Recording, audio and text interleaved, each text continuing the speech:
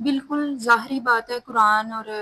سنت کے مطابق، ہمارے اسلام کے مطابق سب سے پہلے چیز جو ہوتی ہے رشتے کی بنیاد، وہ ہوتی ہے عزت۔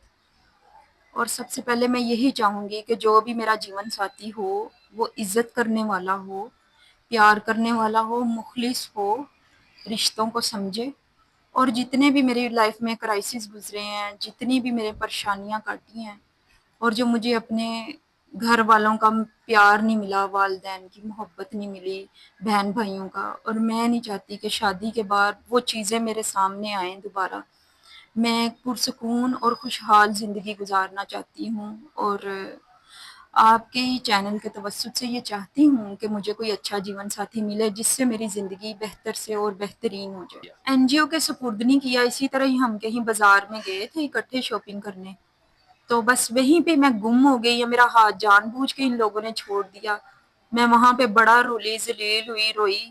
کیونکہ مجھے صرف اپنی امی کا نام آتا تھا اور مجھے اور کچھ بھی نہیں تھا پتا۔ تو کافی لوگوں نے مطلب میرے سے پوچھنے کی کوشش کی کہ کہاں سے آئی ہو، کدھر ہو، پھر انہوں نے یہی بہتر سمجھا کہ اس بچی کو، ویسے بھی لڑکی ہے، بیٹی ہے،